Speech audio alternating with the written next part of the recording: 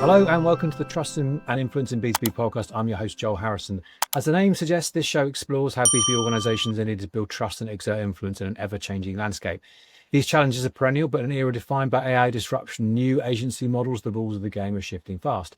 Episodes are released weekly, so don't forget to subscribe and please rate this show wherever you get your podcasts. Today, my guest is Stuart Giddings, who's CEO and co-founder of B2, a new generation B2B agency built on flexible talent models, partnership ecosystems. I couldn't have doing things differently. Stuart spent 2 decades at the forefront of B2B marketing, leading agencies through transformation and helping brands adapt to the changing expectations of clients, talents, and technology.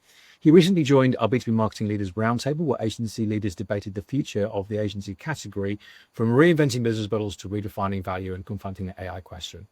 And in this sponsored episode, we'll be exploring how B2B agencies can remain trusted partners in the era of volatility, agility, and reinvention. From listening to this or watching this episode, you'll learn how agency and businesses and financial models are evolving for agility, value creation, sustainability, how to balance flexibility, partnerships, and freelance talent with consistency and client trust, and what the next generation B2B agency might look like and what it takes January to thrive beyond 2025. So Stuart, welcome. How are you? I'm good, thanks. Recently back from New York from Advertising Week, where we also talked about the importance of independence and new models. So looking forward to this conversation. So a hot topic of conversation, wherever the side of the Atlantic you're on then. Indeed, yeah. Okay, so great stuff. Well, so let's just start by we introduced you, briefly there. You've set up a B2, a reasonably young agency, and you're striving to do things differently. But you came to our agency roundtable recently. We had agencies from the full spectrum B2B. You had people from, and I'm not going to mention their names. We had agencies from the full kind of global integrated network, right down to a startup. So everything was represented there. I think one thing that struck me in that session, and we all commented at the time, was actually, despite there being a lot of headwinds going on, it was in things like the daily forecast refreshes, budget volatility, clients in crisis. It's actually surprising about optimism around the whole category, evolving business models. How did you read the room? Did you get that sense? And what do you think is driving experimentation? Yeah, I think it was broadly optimistic, which is great, and I think that's in part due to the opportunity. I think the fact that the model is definitely changing, that change presents opportunity. So that's what I felt. I thought it was optimistic because there is a chance now to do things differently and maybe win in areas where maybe smaller agencies might not have been able to win in the past. So and I think that the thing that's driving the experimentation, the change is just everything is changing in marketing. There's the obvious effect of AI and what that will bring, but there's so much change going on. I think that's forcing everybody to relook at the model and how you might adapt it. Yeah, I mean, everybody has to, we've all, if we're working B2B, but used to adapting, over the last 20 years. But I think, my perception, and I don't know about yours, is that there's never been a period of adaptation happening so much, so fast. And where there's necessity to change, there's opportunity to do things differently. So yeah, it's unprecedented. I really think that, I agree. And you can sit there wringing your hands and going, oh my goodness, well, the world's changing around me, or I can go, well, what does the future look like? How can I embrace it? So yeah, exciting times. So what was clear in that diversity was a real radical difference of different operating models. And you had companies with large networks, some very, very centralized ones, pyramid structures. What do you think are the keys to success in terms of operating models for B2B agencies in 2025? And how might that have differed from perhaps 5 or 10 years ago? I think the first difference is 5 or 10 years ago, pre-pandemic. So that there's been a fundamental change in the way in which people work, in how people look at their careers. More people looking at independent models, if you like, the new word for freelancing. So that's a fundamental shift, and I think that the world of work has changed, and that's never going back. So that's one big change. I think the other, everyone talks about agility, the need for agility. There's, it's quite a chaotic world now, to say the least.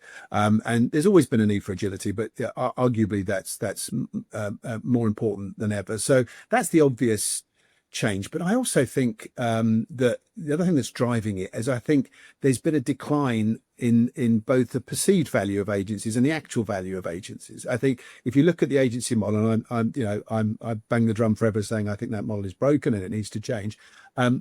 It's become commoditized in my view. It's become more of an admin resource, more of a booking resource, rather than what I always saw an agency as is a truly innovative and strategic partner for companies and adding real value. So I think that's the change that, that needs to happen. I think that's what's forcing people to look at the models.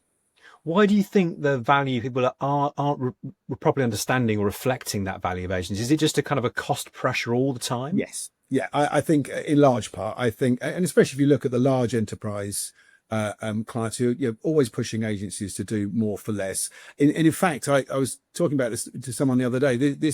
I can't think of another professional services environment where it's quite so undervalued. You don't see it in, I don't know, corporate legal, where they're continually trying to push prices down for the services rendered. It's like it's almost like they don't value the expertise enough, in my view. And I think that has led to, and I think then it's become a bit of a sort of vicious circle. And you've got agencies trying to cut costs, trying to do things as in as lean a way as possible. And yeah, that's a kind of race to the bottom. And I think that has led to, I always use the example of things like blanket RFPs, where you'll just template stuff and send it out to a bunch of media partners. But I mean, where's that adding value? Where's the strategic input? So yeah, I think that's definitely been that reduction in value has been both driven by the pressure on cost, but also by agencies just looking at ways to make it as efficient as possible. Yeah, I think we all want a B2B marketing output to get better and better, but if you're just kind of competing on price the whole time, it's probably less likely to happen, isn't it? Yes, definitely. Okay. So, one of the things that we talked about agility, we talked about flexibility and pragmatism as well, right? And one of the things that came in was that we talked about resourcing and use of freelancers. Several participants were using a 30 to 50% freelance or partner networks. But, in terms of quality control, one expression used was absolute chaos. And that has all kinds of implications. One is certainly at an account management level, relationships is critical, right? It's a people business. Yep. So how do you maintain that consistency and accountability with a kind of if we accept that we're probably moving to a more distributed model in the future, how do you maintain the consistency? So I think it starts with the quality control up front and clarity of how you operate as an agency. So from a quality control point of view, if you look at, and we work both with freelance individuals and also with partner companies, I think it's setting. So from a freelance point of view, nobody, gets onto our freelance network until they have fully quality control. Whether it's a content creator, they go through a very rigorous process in order to be accepted onto our platform. So there's quality control right at the start. With our partners, they are deep partnerships. These are not casual partnerships that we'll bring in for a project and then they disappear. These are long-term partners that we've built a really deep relationship with. So we're building trust, we're building an understanding of our agency model, our values, how we go to market, how we service clients. But I think the final part of it that really makes the difference is the red thread, the sort of core team that manages it all as an agency. We don't have a different model in terms of our account management. We are a core team that provides excellent customer service. So as long as you've got that control, if you like, in the middle to keep people honest, to keep people working in the way that you want them to work, I don't believe it's particularly difficult to manage that. And in fact, we've seen lower churn rates, higher performance for our clients under this model. So it is achievable. So you've got your structure is kind of like a tier. You've got the kind of core team at the top. You've got the kind of perhaps the partner body in the middle, and then freelancers, not the bottom, but just a different tier. A mix of all three. But it is. I think the key to this is both the orchestration, but also the integration. So making all those different. So for example, if we're working with a search partner, how that plays with the other channels, and fully including those people. They're not sort of at arm's length where you're just using them to do that task. They've built relationships with our teams. They know how we work as well as with the understanding of the client. So it's really just managing all that. And, I often heard, managing freelancers as a bit like kind of herding cats. And yes, if you're using a bunch of individuals and there's no clarity, that's exactly what it could be like. And so what we're not is a kind of loose collective of agency partners or freelancers. This is very clearly quality controlled and curated, I guess is the best way to put it. So but it feels to me more broadly, I mean, your model is kind of breaking a lot of ground. It feels like what the discussion was more broadly is that we're probably going to have to get used to perhaps a less tied in workforce, a less kind of permanent Yep. headcount, and we're going to have to find ways of making that affiliated set of bodies, or intelligence, you should probably call it talent, maybe. Let's go with talent, shall we? Work in a more cohesive way, and yet without the kind of permanent structures that you might have expected in 10 years ago. And every agency's got to work out a way of doing that, and you'll just perhaps be more clear from an earlier stage. Yeah, I'd also argue that if you think of the holding company model, they might, yeah, as a group, they've got 40, 50, 60,000 employees. Those employees are not all in the specialist arm. So in fact, they're orchestrating in a different way. They're managing resource and pulling resource in from various parts of the network. They're also, I'd argue, limited by that, right? They have to use that within the network. So that restricts them in a way. So they're kind of orchestrating with one hand tied behind their back, whereas we've got a freer model. So I don't see a great difference if a holding company is using resource from a sister company in another country. That's a pretty loose association. That isn't a core team. So it's a similar kind of model, but I would argue a bit more restricted. And the holding company, because this is not a terminology I encounter a great deal. There's those big global behemoths, right? Where you're able to access, you perhaps got a core team and you've got able to access services from across the network. That's what we're talking about. Yes, exactly. And often services that are not built for the specialism. So you might access search services. Are they B2B search services in our example of B2B? So yes, on paper, it's a massive resource. In reality, I'd argue it's pretty compromised. Yeah, well, I can appreciate there's it's certainly not clear cut, is it? At the very least, you can say. So we also talked, one of the conversations that we talked about a great deal was about financial model. And agencies, we're talking about complete restructuring of P&Ls, changing KPIs, moving away from headcount-based growth, because if you've got a model whereby you've got your whole team or most of your team within the brand and within the building, possibly, or at least within various buildings, you have to take on more people to grow. Yeah. What metrics? I mean, we're kind of what we're going with this is potentially that model is less universal or even, dare I say, broken for the future. Yeah. What metrics for agencies matter now and in the future, and how do you value an agency that's more an orchestrator than an employer? That's a different way of looking at things, right? Yeah. Yeah. I think the remuneration model clearly has to change. I think that's going to be, ideally you'd move to sort of outcome based and value based tomorrow. Very hard to do. I think that'll be a gradual process. But I think the idea of, I've been in procurement meetings at large networks where they're asking about the size of the team and how many people on our account and how many. And I think that's shifting. I think it is starting to get more outcomes based. I think it is starting to get more value based, but that's going to be a process, right? That's not going to happen overnight. But I do think, and I guess they make the distinction as well. If you think of very large enterprises, I think their procurement approach is often quite fixed, and they will look at those measures.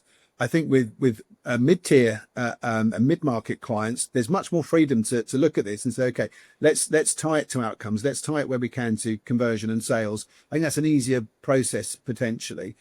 So I think there's scope to change those models, but it's not going to be an overnight process. You are still going to have hours plus to some degree. The way we would sort of position that is there's hours and there's hours, right? There's kids on the hours, or there's very experienced senior people who are, real experts. And I think that's the bit we focus on, that the teams we stand up for people are higher quality and better value. And I think, the being an orchestrator rather than an employer, I don't think that really is a major issue. As I sort of mentioned earlier, I think holding companies, large networks are orchestrators too. They just do it a different way. Okay, it's a very interesting point. I do like that. So one interesting tension emerges that clients seem to, according to those people, according to the agencies attending the roundtable, right? So this is maybe not representative, but it's something that came out in the meeting. So clients wanting agility and lower prices, but also stability and deep relationships. That's a bit of a conflict, right? Yeah. So several leaders say clients want to pay premium prices for consistent teams. So how can you square that with a flexible resourcing model? Can you do that, or is that patting your head and rubbing your tummy? Yeah, I believe you can. I think the first thing I would challenge a bit is I don't necessarily think clients want lower costs. I think they want better value. Now, that's an important distinction. I think this, we just want to pay less and less and less for our agency resource. Sure, if they're viewing it as a commoditized admin resource, then of course they're going to want to pay less and less for it. if they really see value in that agency and they're seeing improved outcomes and better brand awareness and all those other measures, then I believe clients are happy to pay for that. So I do think that the cost point is that. I think in terms of stability, back to my earlier point, a hybrid model such as ours, we do have stability. There are core teams that build those relationships with the clients. That's the center of it. That's the bit that holds it all together. And what we've seen, in fact, is we work with our now really well established partners, is we've seen less churn. We've seen, those partners build great understanding of our clients, and that's been reflected in the performance that we've delivered.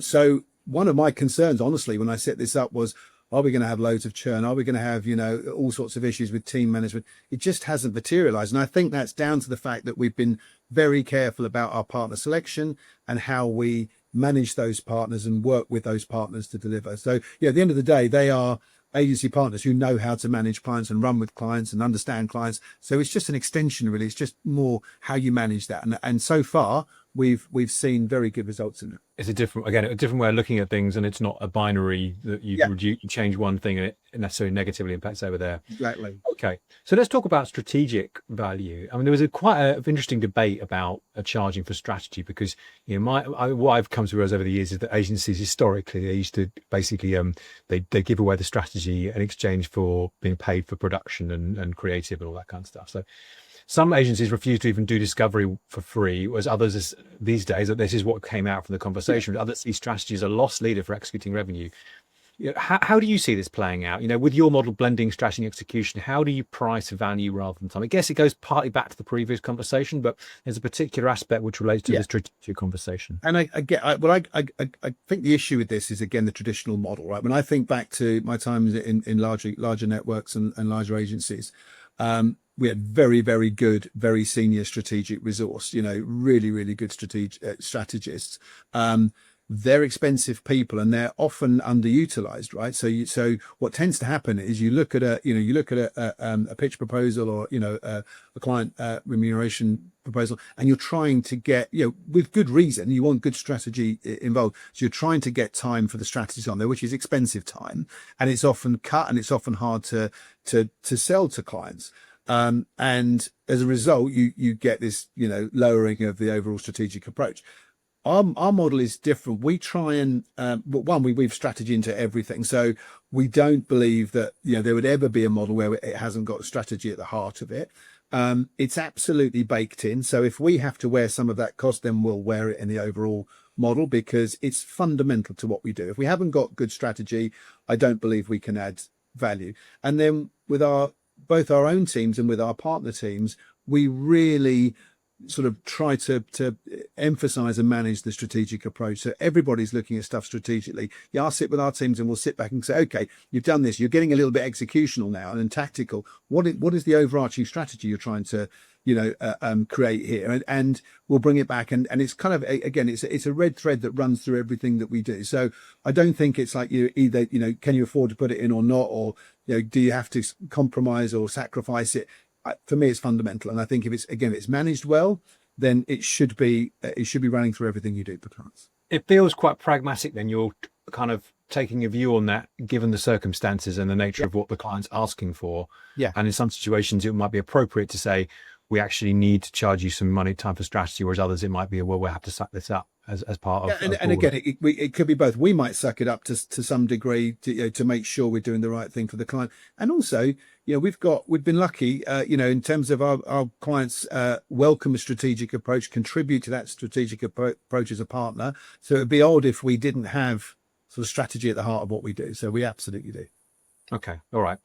One word that kind of always bounces around this kind of conversation is partnership, which is kind of nebulous. But in this kind of situation, we're talking about agencies partnering with Microsoft for AI and with specialist search firms, which is exactly what you do. As someone pointed out, that interoperability is easier said than done. So what perhaps, your experience, and this is, I've said we're going to see more of this, what makes an ecosystem of partners actually function rather than just adding complexity? What's the fundamental of it? I guess a lot of it is around trust, right? I think exactly. It's trust, and it's also clarity, right from the start. Okay, this is how we approach, a task as an agency. This is our ethos. These are our values. This is how we work with clients. And if you're going to partner with us, and we're going to bring you in, then you're in line with what we do here. Obviously we'll take input from those partners, because they're hugely experienced people. They may have great suggestions on how we modify that approach, or enhance it. But fundamentally, we're saying this is how we're going to market with this client. This is how we're going to communicate with them. This is how we share information. This is how we work on strategy. And as long as you've got those guardrails clearly set out at the start, then we've not seen an issue with it. We've not had, partner going rogue and doing something completely uncontrolled. So, and as I say, we welcome input from those partners. They'll have great, in a lot of ways, it's no different from having that team in-house. You've got to do the same thing with an in-house team. Again, I've managed very large teams globally before, and you do sometimes get little kind of rogue teams that will go off, and you think, hang on, you're now outside of how we normally work with clients, and you kind of have to bring it back in. It's exactly the same with partners. So you value the input, but you have clarity at the start, and you make sure there's clear guardrails on how we work with clients. It requires some thinking up front rather than just kind of straying into it and hoping it all works out. And it's one of the reasons the first year of B2, literally for the whole year, I spent that year honing this model. We worked with a couple of clients. We did, it was a quietish year, because fundamentally I thought, we're going to hit, from my experience, we're going to hit these roadblocks. We're going to have these issues. How do we overcome them? How do we get this model? And it's not perfect, but it's getting better and better as we've grown. Okay. So we talked about kind of some of the forces impacting on agencies, but obviously, as well as agents, it's been a tough year or couple of years for agencies. It's also been a tough year for clients and for senior marketers in client teams, right? So, and there was lots of examples from the roundtable about people talking about client dysfunction, or or just client stress and strife, and examples of CMOs being asked to fix the leads problem, and junior stakeholders not understanding marketing, constant reorganization. How can an agency, and I guess the challenge, I think one of the things we're all addressing around the table is, an agency is the partner of the marketing function. Yeah. But there's only, how do you work with agencies? You can't fix that, but you've got to try and deliver. How do you deliver value in this kind of, to a greater or lesser extent, chaos? So I think it's more chaotic now than it's been previously, but there's always been change. I've been around B2B agencies for 30 odd years. There's always been, sudden changes to budgets, reorgs, complete changes of directions, whatever it might, acquisitions that have suddenly changed the way a company works. So it's always been the case, but it is definitely probably more of it these days. Again, I think it comes down to trust. I think it comes down to understanding that client relationship, and sort of, making sure that you are ready to adapt and be expecting the need to adapt. So we don't ever sit there and think, okay, the year ahead, it's going to look like this with client X, and that'll be nice and smooth. And of course, they're going to get challenges. They're going to get requests put on them, very, very short notice. And to my earlier point, it comes back to sort of preparedness and to having that capability across the whole agency. So as long as we've got the right people who are experienced enough, who have been through this before, who can adapt quickly, then we're in good shape. And I suppose the other part of that also is it's our job to challenge the client a little bit, right? If client says, look, I've been told this, I've got to completely pivot to this approach. It's our job to say, okay, I get that. I get why we're doing that. We wouldn't suggest you do that, and here's why, as long as we can back it up, and maybe there's a middle ground. So that's good account management. That's good understanding of the client, and also having clients that are willing to work with you to get to the right solution, rather than a knee-jerk, let's quickly change to X or Y without thinking through it, and without consulting us as a marketing partner, which I'm happy to say our clients generally do. Yeah, it's that pragmatism, agility, but then understanding what partnership looks like in different contexts, and there's a different iteration to it now, possibly, than, as you said, 5 or 10 years ago. Pre-pandemic probably is the key. Yeah. So another thing that came up in terms of the kind of stresses that are impacting on people is the kind of the talent pipeline paradox, because typically agencies have been brilliant in terms of renewing of the industry, because you have new fresh talent coming in every year from university or from training schemes. But we're seeing this being cut by AI and automation. and there's a kind of a worry about what that pipeline talent's going to look like in 5 years' time. How does that work with your leaner model? Do you does your lean model assume experienced talent will always be available, or are you solving this differently? Bit of both. I think what we're finding is there is a wealth of good B2B expertise out there who want to work independently, who are flexible and great partners too. In terms of the sort of bringing the junior resource on, there's a lot of talk about AI will replace all of these junior roles. I don't agree. I think, of course, AI is going to take on a lot of sort of very, monotonous, repetitive legwork roles. We've all been there where we've sat in front of a spreadsheet for the first 2 years of our career and done nothing else. Of course, it'll speed that up and it'll take on some of those things. I genuinely don't believe it will replace the need for junior resource. And, from our own experience, done carefully, you can bring junior resource up to a level where they're contributing, significantly within a matter of months, 3 to 4, 5 months. If I think of some of our guys, we've got someone who's kind of 6 months in, and he's making a great contribution. There are things he's doing that could not be done by AI. He's learning. He's part of the team. He's bringing ideas. So I don't think it's kind of an either or. I think there is a wealth of talent out there, and I think that will continue. I suppose the bigger question is, if you look 10 years down the road, will there be as much of this independent resource out there because the big networks aren't pulling in these juniors? I don't know. Possibly not. But then perhaps that's replaced by the independent agencies coming through. Yeah, it'll be fascinating to see how that plays out, won't it, in terms of all that whole categories. I mean, we're going to talk about consolidation in a minute, but before we do that, I wanted to ask you a bit about one of the other kind of perennial challenges about clients and relationship with agencies is in-housing. Yeah. It feels like it comes in waves, and there's more talk about it right now. Yeah. So how are you seeing the in-housing conversation right now? Are you seeing more of it? And how does that fit into what you're trying to offer and how you're trying to position yourself as a different kind of resource? So a couple of things. I think, the in-housing debate's been going on for 10, 15 years. I can remember not that long ago when agencies were done for because everything was going to be in-house. I think, again, to my earlier point about enterprise level clients and sort of mid-market clients, I think there are certain size of client that are more likely to in-house than others. And I don't think it's as prevalent in the mid-market. Having said that, with AI, with the tools available to clients, there's always the point that they may well in-house some tasks. Then I think it comes back to filling gaps. If they're in-housing certain things, then a flexible model is a great way to fill those gaps, right? So we don't have to own everything. An agency doesn't have to do, as our American friends would say, the kind of soup to nuts, right? We can do parts of that. We can fill gaps, and that needs a flexible, more sort of agile model. So I think that's something we'll see. The other thing is, if they're not careful, clients will end up building agencies they're running agencies rather than running their core business. And I think if they do that, there's all the sort of challenges that come with that. But there's also the danger of it becoming a bit of an echo chamber. They're an agency of one, working for essentially one client. And I don't think that's necessarily healthy. I don't think that means they're being particularly innovative. Potentially, they haven't got the breadth of experience and exposure that an agency would have. So it's always going to be there. There'll always be elements of in-housing. I think it fits the new model that we fill gaps where needed, but I don't see it as a huge threat, especially in the mid-market. Okay, that's very interesting. I feel like there's a general, it just plays into that sense of agility and non-binary activity. And I guess it'll suit some people in some situations. But as you say, not everybody in all of them. It's never the silver bullet, right? For any problem, is it, right? So even if the accountants might think that it is. We've seen consolidation, something we touched on a little bit earlier on. So we've seen a lot of that happening recently. Most recently, Market Bridge acquiring Revere. I had a good authority. We're going to hear some more news about that literally imminently, about another notable organization was in the market.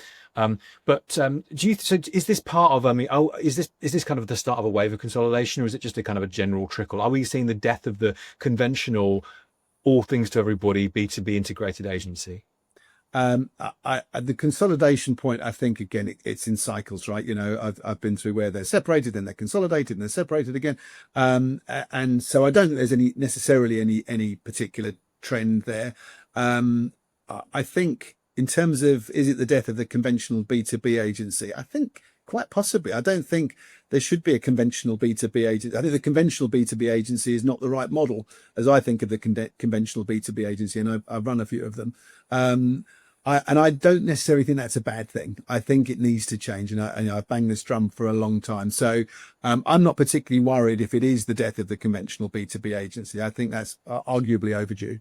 Okay. So and it presents opportunity, as I said at the start. I think that's a very nuanced perspective. I guess one of the things I suspect there is inevitably going to be a bit more consolidation because times are as tough as they are, and because it's probably oversupplied, in terms of the number of companies out there. So I suspect we'll see a little bit more of it. Now, whether it becomes a wave, I don't know. Again, I think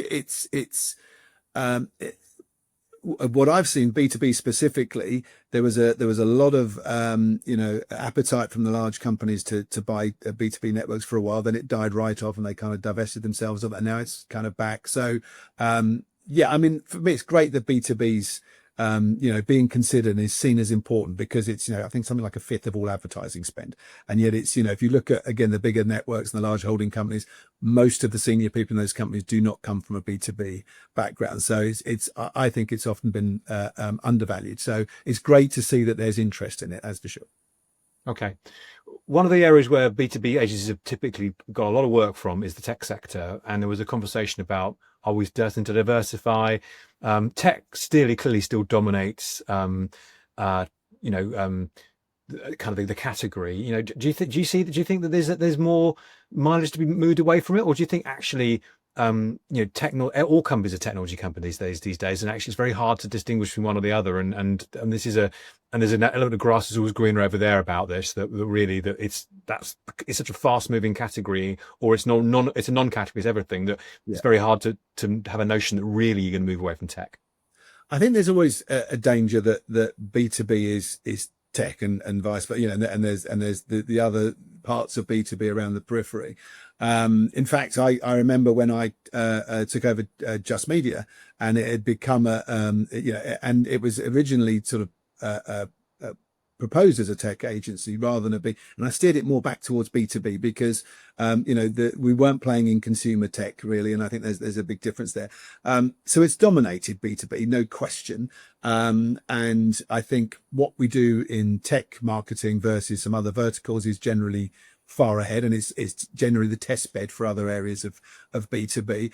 But to that point, a lot of that understanding and experience can be applied to every vertical: financial services, manufacturing, life sciences. These are again, I think the temptation is to chase the big tech clients, and we love working with tech clients. We've got a ton of experience in it, but there is an awful lot of B2B spend that's outside of tech, and I think there's some kind of blue ocean opportunities out there to bring that learning to other verticals. A lot of the core elements are the same, right? It's still often a diverse decision-making unit, buying over a lengthy sales cycle, understanding how you're influencing them, self-serving more than ever before. That applies, I would argue, to pretty much every area of B2B. So, yeah, I think there's an opportunity to move outside of tech, but tech's always going to be at the forefront of it, I think. Yeah. I completely agree. So one area of conversation that was there was an interesting conversation around was AI, which is we haven't touched on AI. We're talking for half an hour, Stuart. How can that possibly be? Yeah, AI. It was inevitable. It's coming. It was. You can't legitimately talk about B2B and not talk about AI, well, depending on what your opinion is. But, there's a lot of agencies going out that develop AI tools and products, and a lot of those who aren't are often trying to have a position around it. But where do you stand on this? Are agencies just trying to tie themselves in knots to generate an AI story? And where does AI fit into your story in terms of this kind of different model that you're building? So in terms of, are agencies tying themselves in knots to have a story? I think there's clearly a feeling you have to have an AI story, right? You've got to, you're pitching, you've got to say, and here's our AI, approach, here's our tools, whatever it might be. I personally think, well, first of all, the flood of money that's coming into AI is predominantly focused on B2C. So, in terms from a marketing perspective, so the first thing to do is kind of picking the separating the wheat from the chaff. What is actually useful to B2B marketing from all of these tools? They're not. We've evaluated a number of them, and we've got our own sort of roadmap of where we're going to get to in terms of our maturity as an agency for AI. I don't yet see many. Really solid B2B focused tools for it. They're out there, but it could lead you down the path where you've got to be looking at buying 4 or 5 tools, and it may well be that's the case long term. And the job that the AI element of any agency might have to be an orchestrated approach across a number of tools and taking elements from each one that actually support and help for B2B. So I think it's a bit early, and I'm old enough to remember the dot-com boom and burst, and I think and it's kind of following the same pattern. When you look at the hype cycle and then the trough, there's a good, and I think 55-60% according to Forbes of fund managers think it's massively overhyped at the moment and it might pop. And I can see a parallel where you might then go, okay, now we can get sensible and start building more, in a more considered way. So I think there is value in standing back a little bit, keeping abreast of all of these things, but not jumping too early. And also, if you're talking about developing your own tools, that is a black hole of money, and there are companies I think much more suited and capable of doing that you can then use rather than try and build something yourself. But we'll see. So I think it's early days, but keep a watching brief. It will play a huge part, but I would say tread cautiously. Yeah, I think it's lots of great wisdom in that. I mean, I think, and I'm sure, urge caution is a great message. I'm sure whether you're right or not, it will be the catalyst for change in a lot of B2B agencies. Whether that makes them successful or not is another matter. But it's clearly a lot of bets are being made, quite big bets at the moment. And personally, I find that fascinating to see what's emerging from it. Me too. Whether that is always the right scenario route they've chosen, well, I'm sure in some situations it will and some it won't, but that's life, right? Okay, so just a last question, Stuart, because it's a fascinating conversation. It's really great reflecting back on the more literally rounded round table we had. We think you're pretty clear that if there was ever such a thing as traditional B2B agency, it's probably moving away from that at a variable speed. There's different kind of models, 4-day weeks, remote service, partner-based orientation, outcome-based pricing, agency service. What do you think? What do you think that the agency of the future looks like into 2026 and beyond? What are the key touchstones for you? So the obvious thing to say is agility, and you have to be agile. Yeah, but I think it's more than that. I think the successful B2B agencies of the future, one, are going to embrace the new world of work. I think, that is fundamental now. Gen Z entering the work. I think Gen Z are now sort of, hitting 30. So, well established in the workplace. It's going to be Gen A next, So, understanding what that means and how that's going to change, resourcing. So embracing that new world of work. I think the complexity, to the earlier point about AI, when I think back 20 years ago, B2B agency life was pretty straightforward. Right now it's hugely complex, and I think in order to do that well and to manage that complexity for clients, you've got to have breadth and depth, and I don't think that's doable in a traditional agency model without huge cost. So again, you've got to be prepared to be flexible and think about a number of different ways of working. So, and I think that, but the final point I would make, and I think the absolute fundamental for me, is any successful B2B agency of the future has to have an absolute core focus on value. What am I bringing to the client other than, a commoditized admin resource? What value strategically, future facing, forward thinking, innovation? That's what you should be bringing for a client. If you're doing that in whatever model, then I think you'll be a successful agency. And value rather than cost implicit in what you're saying. Yeah. Okay. Stuart, it's been fantastic to talk to you. Really enjoyed it. And so thanks very much for being a guest today. Yeah, thanks, Joe. Really, really enjoyed the conversation. Great stuff. Well, hope you've enjoyed this as well. If you're listening today, don't forget there's please, if you have enjoyed it, please please subscribe. We'd love to get your feedback and you on from the journey, more content like this. There's loads more episodes like this within the Trust and Influence and B2B podcast. So I hope you get to check those out. I hope you can join us again very, very soon. But thanks very much for joining us today. Goodbye.